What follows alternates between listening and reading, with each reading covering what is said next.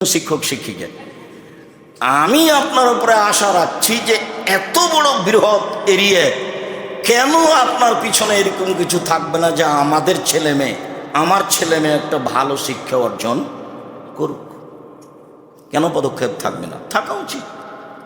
আপনি যান রাজশাহীতে, নওগাঁ জেলাতে কলমুডাঙ্গা একটা গ্রামের মাদ্রাসা, বিশাল মাদ্রাসা। কদমডাঙ্গা একটা গ্রামের মাদ্রাসা, বিশাল মাদ্রাসা। আলাদিপুর একটা কওমি মাদ্রাসা, বিশাল মাদ্রাসা। নাচল একটা কওমি মাদ্রাসা, বিশাল মাদ্রাসা। জামি ইসলামে একটা মাদ্রাসা, বিশাল মাদ্রাসা। দারুল উলুম একটা মাদ্রাসা, বিশাল মাদ্রাসা। নওয়াবজাগির একটা মাদ্রাসা, বড় মাদ্রাসা। চরবকডাঙ্গা একটা মাদ্রাসা, বড় মাদ্রাসা। আপনার একটা মাদ্রাসা একটা গ্রামে, আর বেরায়েত ওই গ্রামে যত লোক আছে ওরকম 10 গ্রামের সমান লোক বেরায়েতে আছে। কোথায় রহস্য, সমস্যা কোথায় সেটা আমি জানি না, তবে কিছু নেই এটা আমি দেখি আপনাকে বললাম। আজকের আলোচনা বাদ্যযন্ত্র, খেলতামাশা। এবং আমরা আজকের রাতে, এই বাচ্চা এদিকে মুখ করে থাকো, তুমি ওদিকে সরো, তুমি ওদিকে সরো। এই বাচ্চা তুমি ওখানে যাও। আপনারা যারা বাড়িতে আছেন, আজকে অনেক মানুষই বাহিরের, বেরায়েতের কম। আমি জানি আপনার ব্যস্ততা বেশি, তবে আজকে আসা উচিত ছিল। আমি বলেছি আমি যেখানে উপস্থিত হব সেখানে অন্তত 10 কিলোমিটার আশেপাশে যত দিনী ভাই বোন আছেন সবাই আসবেন। মুসলমান তো আসবেনই, হিন্দুকে আসতে হবে, এটা আমি দাবি রেখেছি। আমি তার কিছু না কিছু উপকার করবো ইনশাল্লাহ। আপনার তো করবো ইনশাল্লাহ, হিন্দুরও করব। তাই আমি হিন্দুরও আসার দাবি রেখেছি যখন যেখানে গেছি। এখন আপনি আজকে আসেননি কেন, কি আপনার রহস্য সেটা আপনি ভালো জানেন। সে রহস্য আমার পড়ার প্রয়োজন নেই, তবে আপনি ভালো কাজ করেননি এ কথা ঠিক। মহান আল্লাহ বলেন, অমিনান নাসি মান ইয়াশতারি লাহওয়াল হাদিস লিইযিল্লা আন সাবিলিল্লাহ। যারা খেলতামাশা ক্রয় করে অজ্ঞতা অবস্থায়, এ দিয়ে একে মজাক করে, ওদের জন্য রয়েছে অপমানজনক শাস্তি। মনে রাখবেন ভালো করে, কোরআন মাজিদে কোনো জায়গাতে হয়েছে অপমানজনক শাস্তি, কোনো জায়গাতে আছে। কোরআন মাজিদে কোনো জায়গাতে রয়েছে কষ্টদায়ক শাস্তি, কোনো জায়গাতে রয়েছে কঠিন শাস্তি। তো খেলতামাশা বাদ্যযন্ত্রের জন্য অপমানজনক শাস্তি কেন? 1 মিনিট, শাস্তির ধরন দেখাই।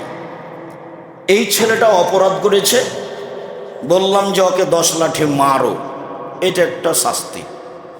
এই ছেলেটা অপমান করেছে, ওকে বললাম যে থুথু মাটিতে ফেলে চেটে খাও, এটা একটা শাস্তি।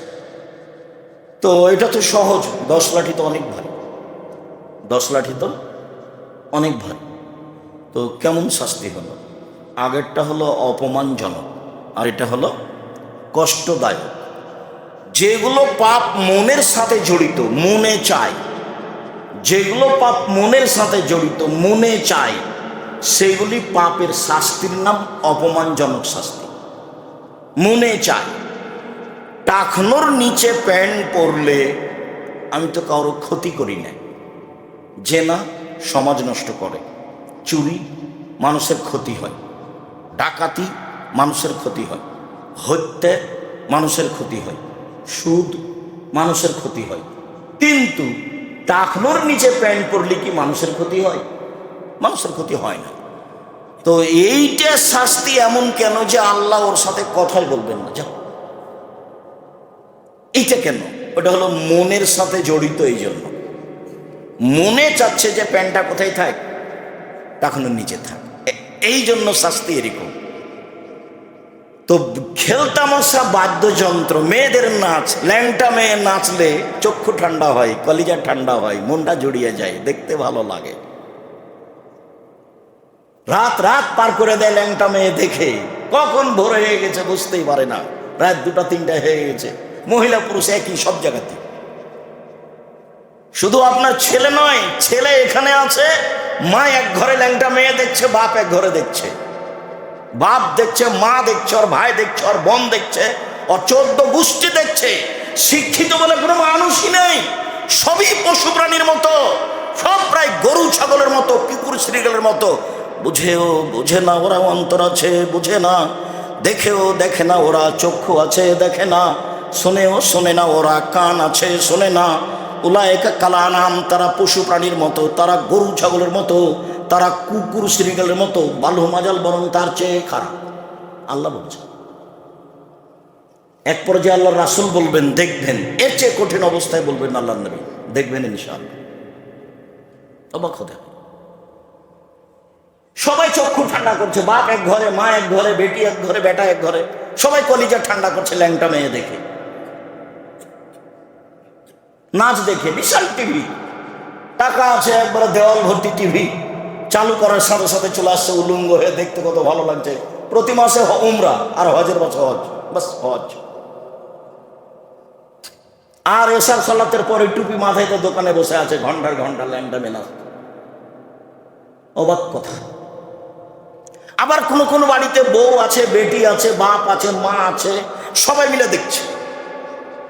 এরই নাম পশু প্রাণী, এরই নাম গরু ছাগল, এরই নাম কুকুর শ্রীগাল, এরই নাম ইতর শ্রেণী, এরই নাম নোংরা শ্রেণীর মানুষ, এরই নাম বর্বর শ্রেণীর মানুষ, এরই নাম অসভ্য শ্রেণীর মানুষ, যাদের কাছে বিদ্যা নয়, বুদ্ধিও নাই। মহান আল্লাহ বলেন, যারা খেলতামাশা ক্রয় করে, কিনে নেয়, বাড়িতে ব্যবস্থা করে, মোবাইলে, টিভিতে, ওদের জন্য রয়েছে অপমানজনক শাস্তি। কি অপমানজনক শাস্তি? দুনিয়াতে যেমন থুথু ফেলে চেটে নিতে বলা অপমানজনক শাস্তি, এইরকম আছে অপমানজনক শাস্তি। চলেন, উকবা ইবনে আমের রাদিয়াল্লাহু তাআলা আনহু বলেন, রাসূল সাল্লাল্লাহু আলাইহি সাল্লাম বলেছেন, কুল্লুল্লাহু ইয়ালহু বিহি রাজুল ওয়া বাতিল। যেসব খেলাধুলা পুরুষ নারী করে, নাচ হোক, গান হোক, যে কোনো খেলাধুলা পুরুষ নারী করে, সেটা বাতিল। শরীর চর্চা ছাড়া, যুদ্ধ চর্চা ছাড়া, শরীর চর্চা ছাড়া। তারপরেও শরীর চর্চা, ব্যায়াম, যেগুলো এক খেলে চেয়ে থাকা লাগে এভাবে, ওটা হারাম। ওই মনোনিবেশ হারাম, ওটা চলবে না। শরীর চর্চা ছাড়া সব খেলা হারাম। অল্প সময় ঘুমাবেন না, প্রয়োজনে জায়গা পরিবর্তন করবেন। রাসূল সাল্লাল্লাহু আলাইহি সাল্লাম বলেছেন, খেলতামাশা, বাদ্যযন্ত্র চিরদিনের জন্য হারাম। আব্দুল্লাহ ইবনে আব্বাস রাদিয়াল্লাহু তাআলা আনহু বলেন, আল্লাহ রাসূল বলেছেন, ইন্নাল্লাহা হাররামাল খামরা ওয়াল মাইসিরা ওয়াল কুবা ওয়া ফি রিওয়ায়াতিন আল খামরা ওয়াল মাইসিরা ওয়াল খিনজিরা ওয়াল আসনামা। আল্লাহ তাআলা চিরদিনের জন্য হারাম করেছেন মদ, জুয়া, খেলতামাশা, বাদ্যযন্ত্র, ডুবি তবলা, হারমোনিয়াম, দুতারা, সেতারা, চিরদিনের জন্য হারাম করেছেন। কুবা মানে খেলতামাশা, কুবা মানে ডুবি তবলা, কুবা মানে সেতারা, দোতারা, যা কিছু আছে বাদ্যযন্ত্র সব হারাম। সোর হারাম, পুতুল হারাম, একই সাথে সব একই শব্দ। মদ যে শব্দ, জুয়া সে শব্দ, খেলতামাশা সে শব্দ, শুকুর সোর সে শব্দ, পুতুল সে শব্দ, সবটি একই, হারাম, চিরদিনের জন্য হারাম। বাদ্যযন্ত্র চিরদিনের জন্য হারাম, সোরের গোস্ত চিরদিনের জন্য হারাম, তো বাদ্যযন্ত্র চিরদিনের জন্য হারাম। সব দোকানেই বাজনা বাজে, সব মোবাইলেই বাজনা বাজে, সব বাড়িতেই বাজনা বাজে। পুতুল চিরদিনের জন্য হারাম, অথচ আপনার বাড়িতে শোকে যে পুতুল সাজানো আছে। কতদিন বলেছি আপনাকে, আপনার স্ত্রী বাজার থেকে একটা প্লেট নিয়ে এসে, সেটা আছে চিংড়ি মাছ। আপনার বাচ্চার জন্য একটা পট কিনেছে আপনার স্ত্রী, সেটা হলো ঘোড়া। আপনি আপনার বাচ্চার জন্য গেঞ্জি কিনেছেন, তাতে আছে কার্টুন। আপনার স্ত্রী একটা আয়না কিনেছে, সেটা হলো রুই মাছ, কাতল মাছ। আমরা তো এগুলো কিনি না, কিনবো না। কে যদি দিয়ে চলে যায় তাহলে ওকে লাথি দিয়ে ভেঙে দেবো তখনই, নাহলে ফেরত দেবো। মানে 1 সেকেন্ড 1 মিনিট আমাদের বাসায় থাকার কোনো সুযোগ নেই, কোনো সুযোগই নেই, ওই পাতায় পড়ি না।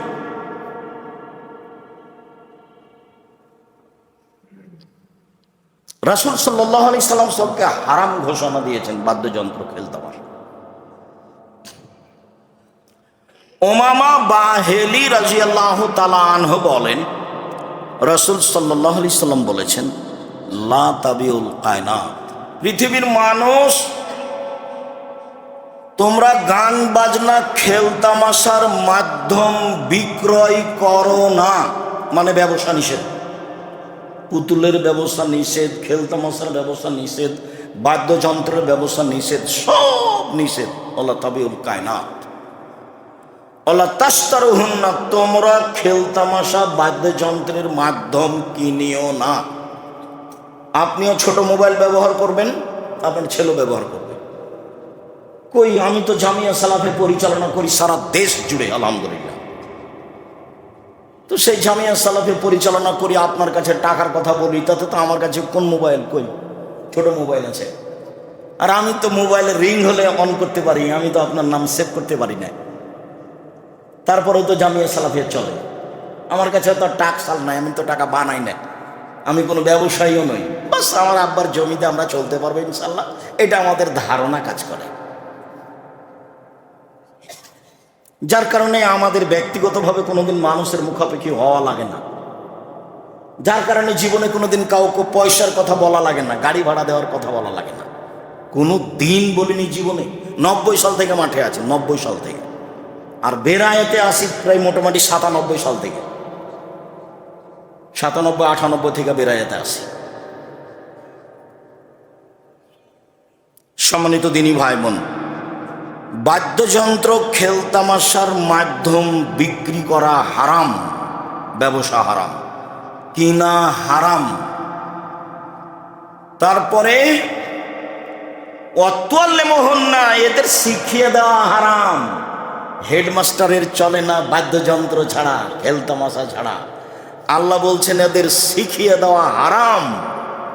অসামানহুন্না হারাম, এর মাধ্যমে যত পয়সা উপার্জন হবে সবই হারাম। খুব মনে রাখতে হবে, আমি কিন্তু অনুবাদক। আপনি খুব ধৈর্যের পরিচয় দিয়ে কথা শুনবেন, বিরক্ত হবেন না। আর মধ্যে থেকে কোনো ছেলে যেন কোনো সময় না উঠে। অল্প সময় আপনি আমাকে পেশাব পায়খানার প্রয়োজন দেখাবেন না। আর আমি এত রাতে আসতে চাইনি, আমি টেনশন ভোগ করছিলাম যে আমি 10টার আগে যেতে পারি কি না, 9টায় পৌঁছিতে পারলে 9টায় উঠে কথা বলতাম।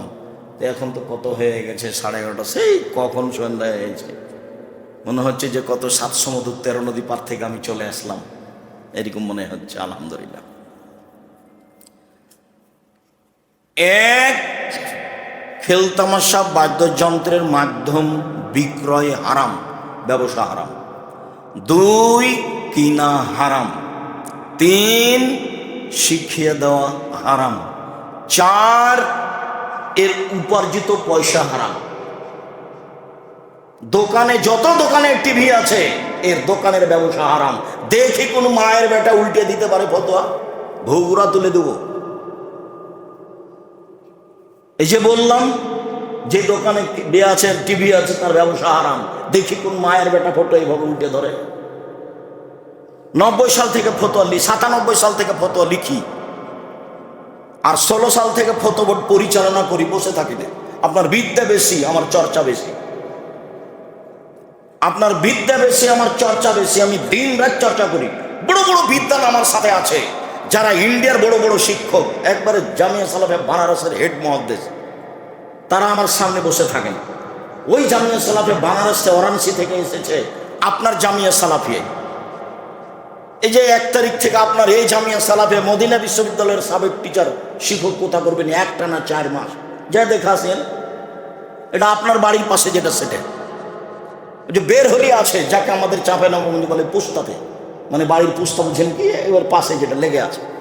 আপনি কেন জানবেন সেটা আপনার ব্যাপার। তো সংকীর্ণ থাকলে জবাব আপনাকে দিতে হবে, আমাকে দিতে হবে না।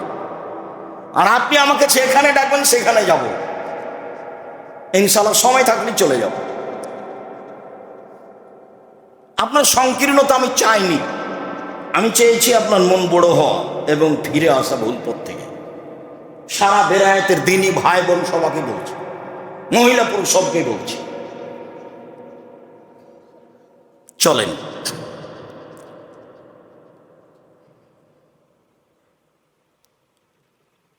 আবু মালিক আশআরী রাদিয়াল্লাহু তাআলা আনহু বলেন, রাসূল সাল্লাল্লাহু আলাইহি সাল্লাম বলেছেন, লা ইয়াকুনান্না মিন বাদি আকওয়াম, আমার পরে অচিরেই পুরুষ নারী আসছে। এই যে আমরা, আমার পরে অচিরেই পুরুষ নারী আসছে, ইস্তাহিলুনাল হেরা, যারা জেনাকে হালাল মনে করবে। জেনা পাপের কাজ নয়, জেনা পাপের কাজ নয়।